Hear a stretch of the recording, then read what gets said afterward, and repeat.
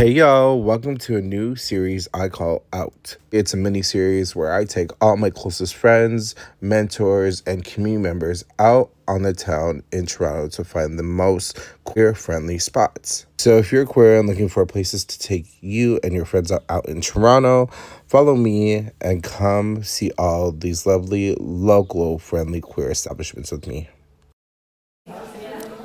Hey y'all, you know what it is, what's up, it's Canada.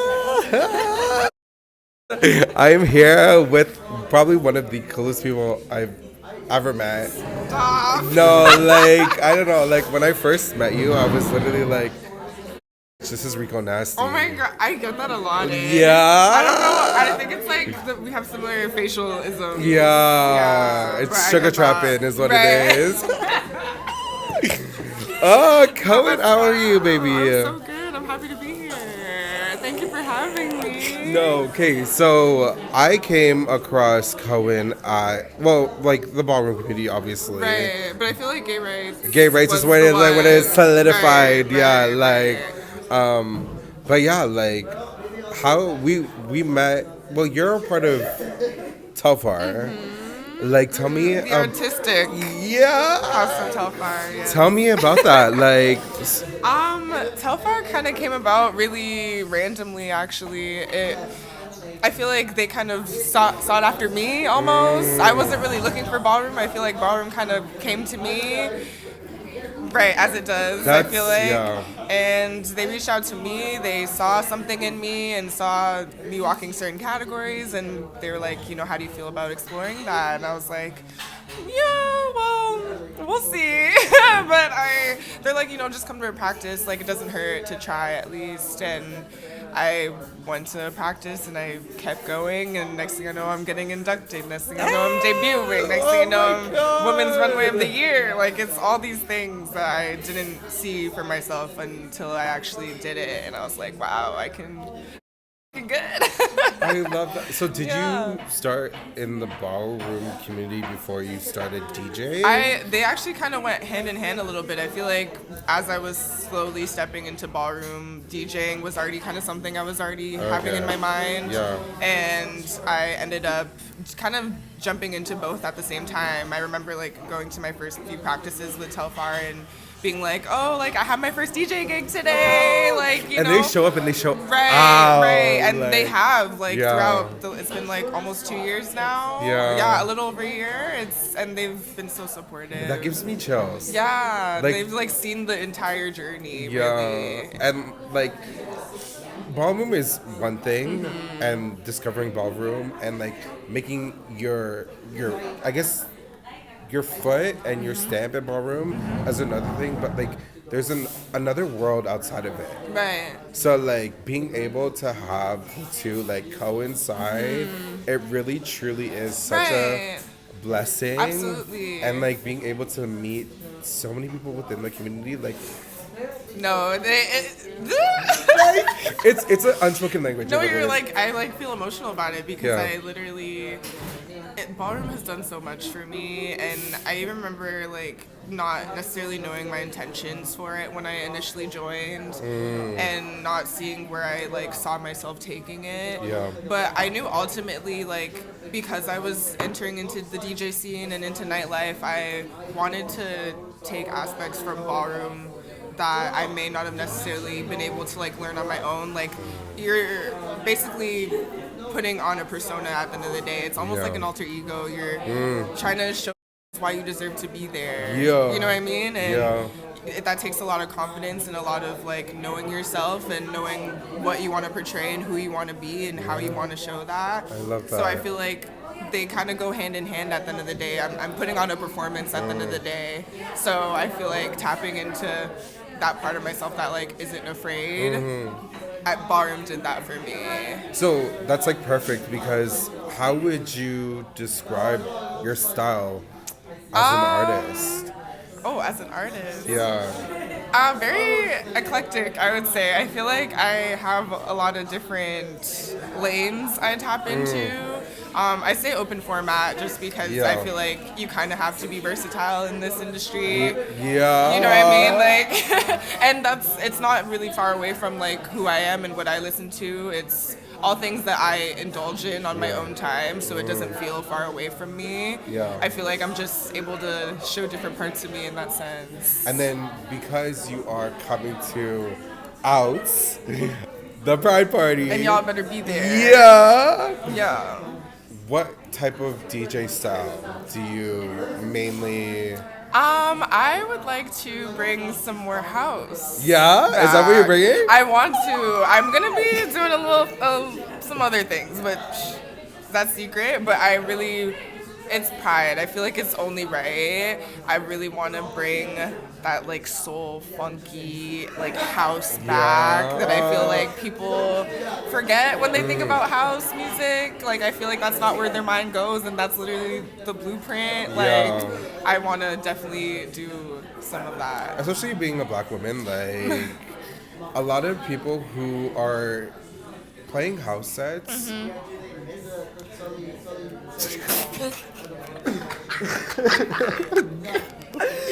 So it's No like, comment. like somebody who really like stands out for me is like Honey Dijon. Absolutely, Like, I love her. The fact that like anything a black artist does, or black female artist, or black woman like identifying artist does, I will ride for it and I'll strive for it, and I will every time, no hesitation. They're the blueprint, like we keep trying to tell y'all. So like, what do you mean? I'm like, you don't understand how excited I am to like showcase you, and like everybody, excuse me, everybody who is on this lineup is so unique and original in their own way. Absolutely. And I'm really excited for everybody to like put their best foot forward and show me and to everybody else what Pride is, you know? Absolutely. So I'm so excited. What does nightlife in Toronto mean for you? I don't care much for nightlife in Toronto, but I will say queer nightlife. Queer nightlife is a completely different thing. Okay. Queer nightlife for me means liberation, freedom, and community. Yeah. And that's all things I felt being in queer nightlife. And then like sacred space. Absolutely. And here's the thing. Like when I mean queer, like for trans, non-binary, like people who are not within the scope of mainstream lenses. Yeah. So like having strictly queer identifying spaces are necessary. And listen. And important. These places with cis men that are shirtless are not queer. It's not a queer space. It is. Just because you're deal don't count, babe. I'm sorry. Come out the closet and then maybe we can talk. Look within yourself first, and then maybe we can talk. Like wearing a skirt doesn't make you. No shame. Like. It makes you a butch queen, but like wake it up. That's funny. So like, what people need to understand, especially in this day and age right now, like there's so much new language around like the queer community and like us identifying and coming up with like language for us. Right. But it's important to recognize where we each stand. And like where we reap the privileges, you know? So, and it's really important to have sacred spaces, like queer spaces and queer BIPOC and queer femme, like queer Suffolk, like it's super important. What are some parts of you that you only discovered after coming out?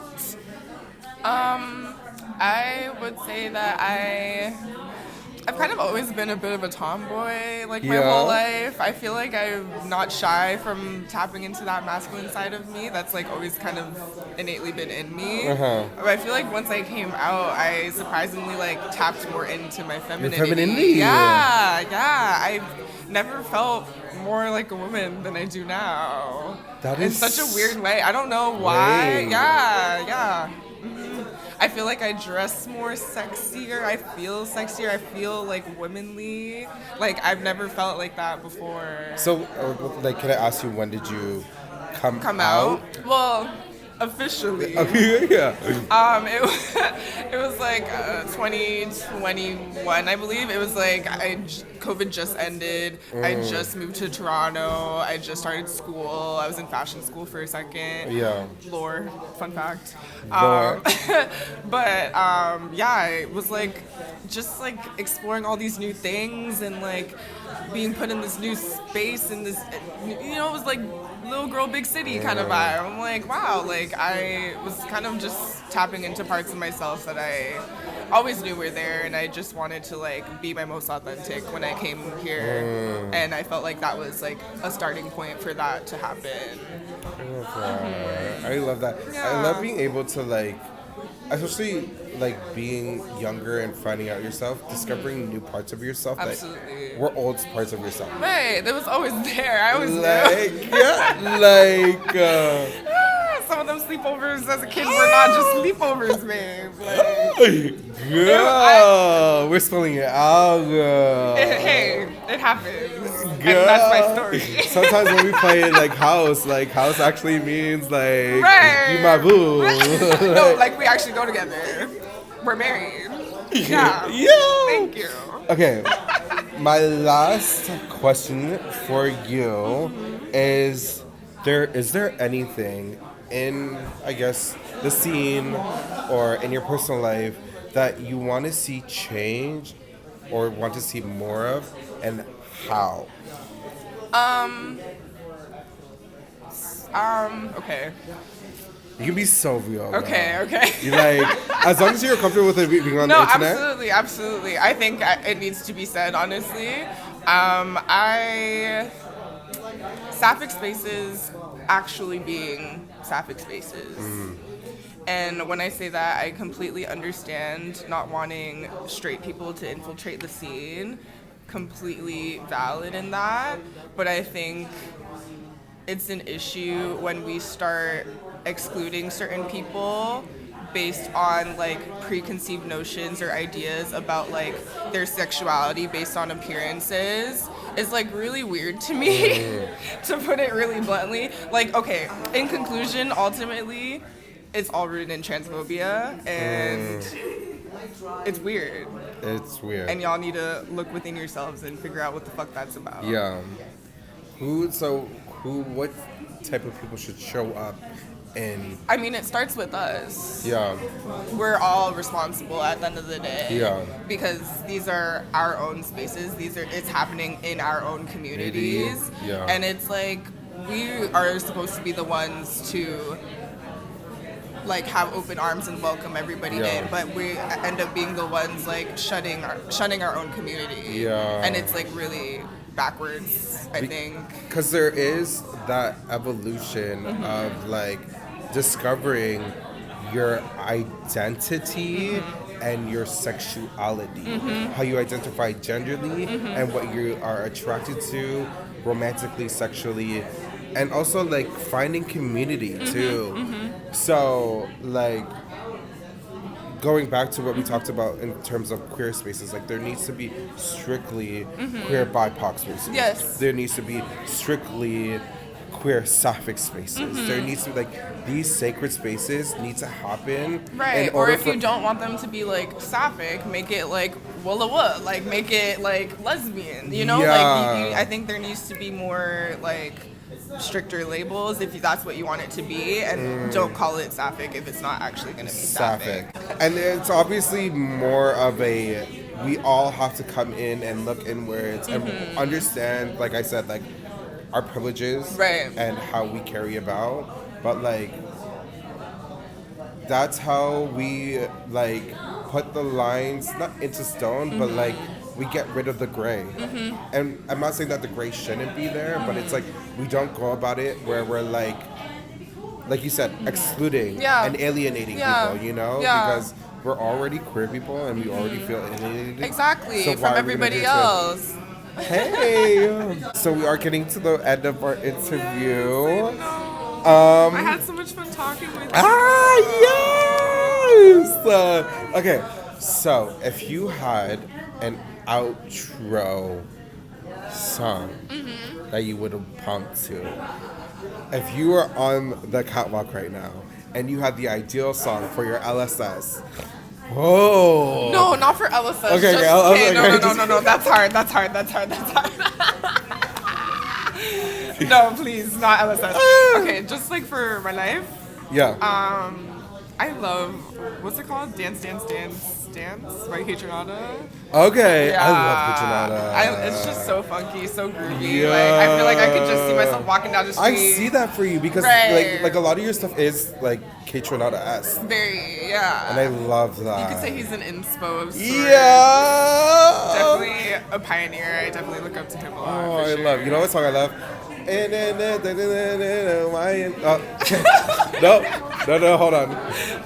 Find it? You're finding it? Wait. 10%. Right. Oh, the Caliucci one. Yeah. No, that's a big It's one. like do. Right, that's Yeah. a big one. I love that song. That whole Bubba album is It's so good. chef's kiss. Yeah. Wow. Cohen, thank you so much KINGCHELLA. for hanging with me and talking. And listen, we are on camera right now, but like from my heart, like I'm so excited to have you be a I'm part of this. excited to be here. Like, and out, which is on June. 28th, Thank you. It's a Right. Sunday at the Garrison. the last Pride weekend. Yeah. Y'all should be there. And you're the last day. So, You better show up and show out. yeah. And be out. Doors open at 10 p.m., okay? Right. But with this, I just wanted it to be for queers Right. and queerness. For us by us. Thank you. Right. And luckily, it's nice to have the girls come in internationally, Mm-hmm. but let's start putting money into the pockets and giving the platform to people To the who are locals. the The I community. agree. Right. And I listen, agree. this is the first one, and I'm hoping that there are going to be more, and I hope I can give more. But No, I'm just honored to be a part of it, honestly. I'm so happy, truly. This is my first Pride gig, too. Since I've been DJing, this is my first official Pride weekend we're popping gig. so many cherries. No, yeah. I'm so excited. Yeah. You have no idea. Oh, Cohen, thank you. Thank you for having me. Okay, yo. I'll see y'all later. June 28th, Sunday. Bye.